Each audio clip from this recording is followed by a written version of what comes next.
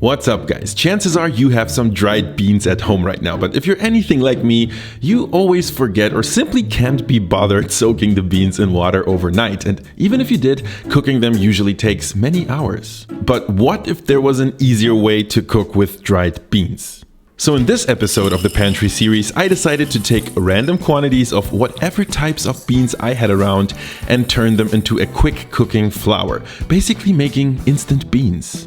All you gotta do is grind them in a food processor or a blender. You could do this by hand, I guess, with a mortar and pestle, maybe a cast iron skillet even, but I imagine it could take a while. No matter how you do this, you need to sift the flour thoroughly, because some parts of the bean will not blend. The idea of bean flour itself is not really new. Things like chickpea flour have been very common in some parts of the world, and more recently as a gluten-free baking ingredient. But today, with this fresh bean flour, I want to look at it as a challenge and see what kind of delicious food we can cook with that. So for my very first attempt, I wanted to make a very simple garlicky bean mash and flavor-wise go the Mediterranean route. So I briefly sauteed some garlic in olive oil and for some reason decided that this would be a good time to add the bean flour, which it was not.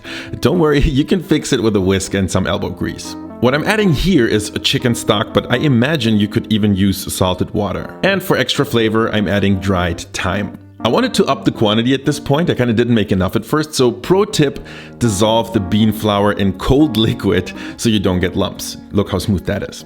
To brighten the flavor a bit, I went in with some lemon zest as well as lemon juice and seasoned everything with salt and pepper to taste. Now here's the deal. This was definitely quick and easy, but let's not beat around the bush here. This looks like Lord Voldemort's turd or something. So let's try to distract ourselves from that with some crispy fried onions, chives, and a glug of shiny olive oil. And I gotta say, this was pretty tasty. I can imagine this being a good substitute for mashed potatoes or something. The texture is not quite as smooth. It's actually a tiny bit gritty, but still totally acceptable. Now I still had the other half of the bean mash in the pan, so I added some water and brought this to more of a creamy texture. This is when you can go in with a generous heap of Parmigiano and whisk that in, turning everything into a sort of a adult mac and cheese. I garnished the pasta with roasted tomatoes, a few drops of pesto, and even more parm. And let me tell you, this is very, very delicious. But the beans have more of a supporting role here. It's as a sauce thickener or something. You don't really get a strong bean taste at all. But let's try a completely different approach now and move into the sphere of Indian flavors. I'm gonna attempt making Priya Krishna's fantastic dal recipe, except I'm gonna use my bean flour instead of lentils. You first mix it with turmeric, salt, and cold water, and then we bring this to a boil, whisking constantly to avoid lumps. Once the dal is smooth and thick, turn it to low and let it simmer while we make a super fragrant, flavored spice infusion that Priya calls chunk. Normally you'd make that with clarified butter, but I only had coconut oil around, and turns out that's pretty delicious as well. You could easily just use any neutral oil. Get it nice and hot on medium heat and add cumin, chili flakes, and then some optional asafoetida. Don't worry if you don't have it, but if you like interesting spices, you really want to look into this one. It kind of tastes like onions, very unique. Anyhow, once your chunk is ready, you want to serve the dal. I like to add a little zing with fresh yogurt instead of the suggested lime. Then, of course, the chunk, lots of it, some crispy fried onions and cilantro on top. And I gotta say, this is definitely my favorite use of the bean flour so far.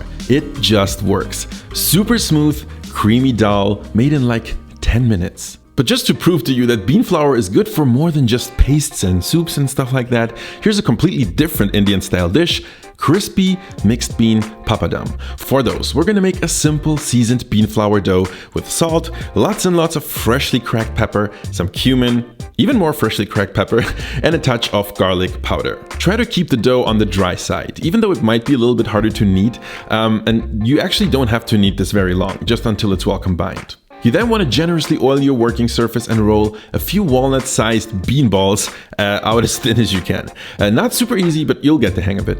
The last step would be to very quickly deep fry them, which, thanks to their convenient shape, doesn't even take that much oil at all. And now, again, I know this is not the prettiest thing I've cooked on the channel, but before I let you go and get creative with bean flour, please enjoy this sound.